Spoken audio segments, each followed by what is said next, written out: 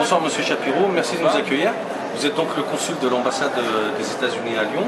Oui. Alors j'imagine qu'on vous a posé énormément de questions concernant la campagne. Oui. Vous avez dû puiser dans vos ressources pour trouver des réponses à chaque fois. La mienne de question est relativement simple. Il y en aura trois, tout aussi simples les unes que les autres. La première en fait c'est que pensez-vous, vous, soit en tant que consul, soit en tant que citoyen américain, de cette campagne? Cette campagne elle était légèrement plus sobre que celle en 2008, mais on avait l'impression que aussi c'était plus long, plus intense, dû aussi au fait que la décision du Cour suprême en 2010 a donné aux entreprises le même droit de liberté d'expression que les individus. C'est-à-dire que les entreprises ont le droit dans cette campagne de donner de l'argent, financer les campagnes électorales comme les individus. Et ça fait partie de la liberté d'expression chez nous. Préalablement, il y avait plus d'argent dans cette campagne qu'on avait vu en 2008. C'est un peu... Ça veut dire plus de pubs, plus d'engagement. L'État de Ohio était saturé avec la pub, parce qu'ils ont tous décidé que ça c'était l'État clé. Voilà. Donc le paradoxe, c'est que ce serait une campagne moins exubérante que les autres, mais avec plus d'intervenants. Quand je dis moins exubérante, alors ça, on avait l'impression en 2008 que c'était une révolution d'espoir. Obama, c'est vrai que ça a changé beaucoup de choses pour nous d'avoir le premier noir dans la Maison Blanche. Maintenant, c'est on a vécu des années, l'économie va légèrement mieux maintenant, la situation s'est améliorée aux États-Unis, mais pas si trop qu'on attendait. Donc c'est ça que je veux dire quand je dis que c'était un peu plus sobre.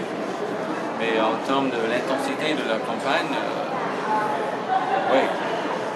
Ma seconde question, c'est est-ce que c'est la première fois que vous participez à des élections, ou que vous assistez à des élections du moins, en France? Étiez-vous en poste il y a 4 ans? Vos présidentielles? Non, est-ce la première fois que vous suivez une présidence américaine, donc des États-Unis, sur le sol français? Oui. Qu'est-ce que vous en pensez? Beaucoup d'intérêt.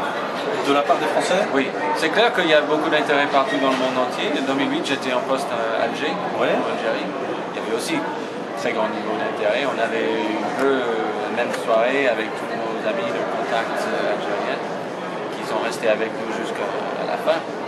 C'était 5 h du matin, quelque chose comme ça, où quand M. Obama a été déclaré gagnant.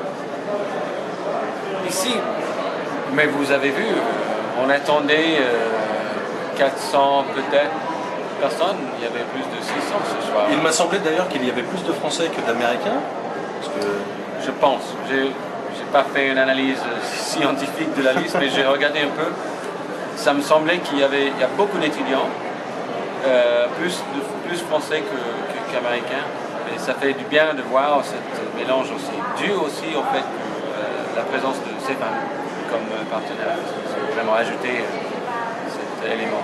Donc il y aurait une spécificité française aussi dans le suivi des élections aux États-Unis. On se démarquerait des autres nations que vous avez pu côtoyer. Oui, c'est vrai. Ma dernière question, elle est un peu le corollaire des deux premières.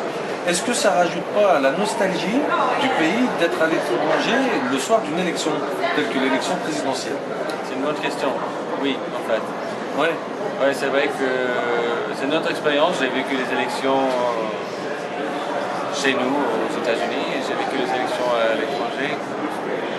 Dans mon rôle de diplomate, ça donne toujours un point de vue très intéressant sur mon pays. Et ma ville, New York aussi. Et ça, c'est vrai qu'on apprend beaucoup à travers les yeux des autres, des Français dans ce cas. Et oui, ça me donne un peu de nostalgie. Donc, à la limite, si le Concorde volait encore, vous auriez pu nous fausser compagnie pour aller à New York en 3 heures et revenir dans la même journée. Pour commencer ici, on fait quelques analyses et puis on fait la fin aux États-Unis avec le Concorde.